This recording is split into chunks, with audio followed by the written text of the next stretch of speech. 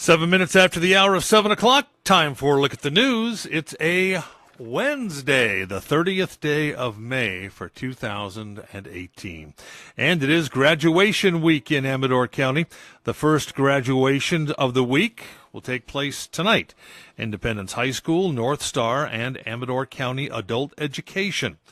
Their ceremony will be at 7 o'clock this evening at the Independence High School campus and will feature around 45 graduating students. Up next, both of the Amador County junior high schools and their promotion exercises. They're set for this Thursday. Jackson Junior High will be at the Butte Bowl at 6 o'clock.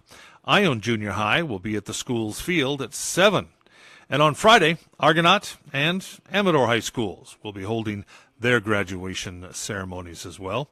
Amador High School will hold their ceremonies on the football field beginning at 7:30.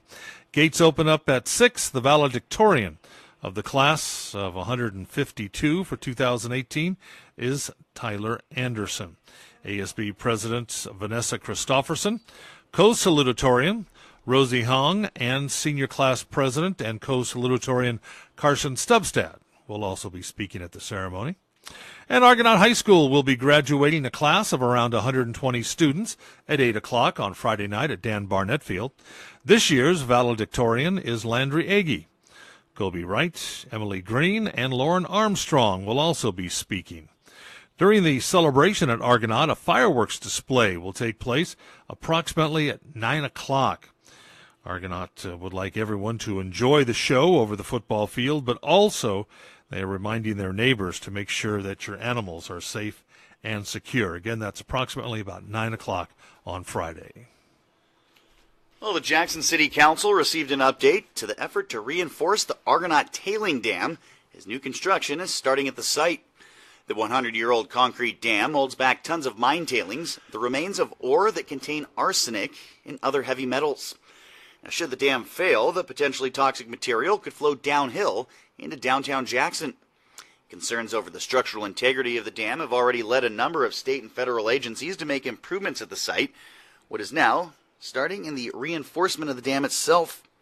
The dam will be reinforced with fresh concrete filling in the existing structure. Then a large earthen embankment will be placed along the front of the dam. Preliminary work on the site has already begun. The construction project expected to take 6 months.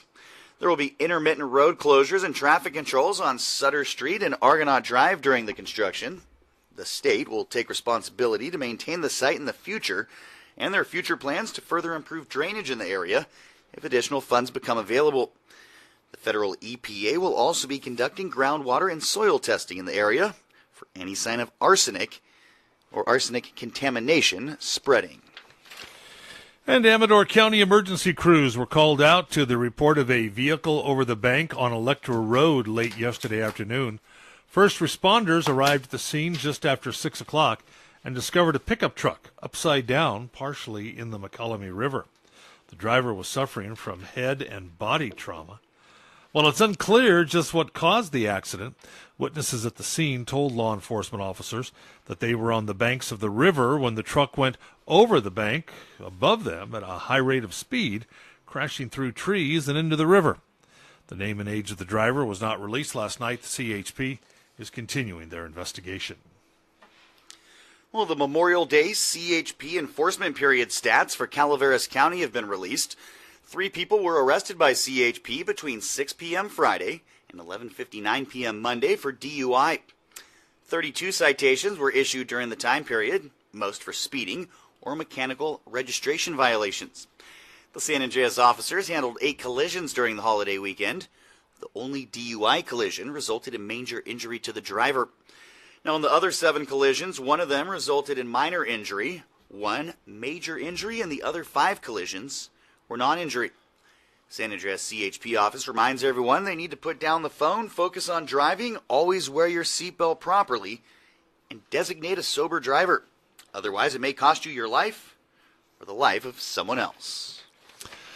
Amador County emergency personnel responded to a solo vehicle rollover accident Monday afternoon. According to reports around 4:30, the driver of a small SUV traveling north on Highway 49 about a half a mile south of Middlebar Road allowed the vehicle to drift off the left side of the road and onto the shoulder. The driver then overcorrected, traveling into the opposite lane of traffic, then back across the highway, rolling the vehicle, coming to rest off the northbound side of the roadway. Both the driver and a young passenger were taken to Sutter Amador, the driver complaining of possible arm injury. Well, the quick reaction of two off-duty San Francisco firemen may have saved the life of a young Amador County boy. According to reports, the 5-year-old and his family were near the launch ramp at Bear River around 7 o'clock last night when the boy somehow ended up in the water. A short time later, the boy's family realized he was missing. The boy was then spotted in the water. The two firemen who were nearby performed CPR on the boy and were able to revive him. The boy was responsive and talking when he was meta-flighted to UC Davis for observation. He's expected to make a full recovery. CAL FIRE units were called out to a wildland fire outside of Ione Monday. According to CAL FIRE spokesperson Bryce Bennett, the fire was reported around 3:30 off of Jackson Valley Road. First reported as spreading quickly at 1.5 acres, the fire was contained to just 1 acre. The improper use of equipment near dry vegetation was the reported cause. A short time later, CAL FIRE crews were called to property off of Coyote Drive in the Comanche Village. A resident had started a small half-acre grass fire while using a lawnmower in dry grass. Crews from Jackson Valley Fire and Ione also responded. Bennett reminds everyone lawnmowers, weed eaters, chainsaws, grinders, welders, tractors, and trimmers can all spark a wildland fire. Lawnmowers are designed to mow lawns, not weeds or dry grass. Bennett adds metal blades striking rocks can create sparks and start a fire. And always remember, mow before 10 a.m., but never when it's windy or excessively dry. Well, musicians have until June 30th to submit video auditions for Calaveras Has Talent.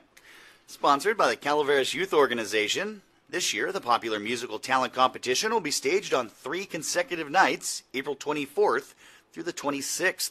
And that's August, not April.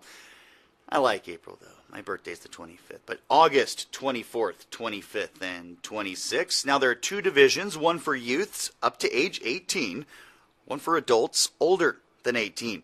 Winners receive cash prizes and trophies. Proceeds go to support school music programs in Calaveras County. Now, contestants should submit both video auditions and applications by the June 30th deadline. Performers unable to submit video will be given opportunities to audition live from 10 a.m. to 4 p.m. June 16th in the music room at Bret Harte High School. You can also do so between 10 and 4 June 23rd in the band room at Calaveras High. Now, Calaveras Youth Organization leaders have made several changes to this year's competition. First, the show will be musical performers only. Also this year, for the first time, the competition will be open to contestants from Tuolumne and Amador counties, not just Calaveras. For questions on auditions or applications, call 285-6715. And that's a look at local news on a Gold Country Wednesday morning. Remember, for the latest news, traffic, and weather 24 hours a day, visit our website, kvgcradio.com. From the KVGC News Center, I'm JD. And I'm Jim Geedy reporting.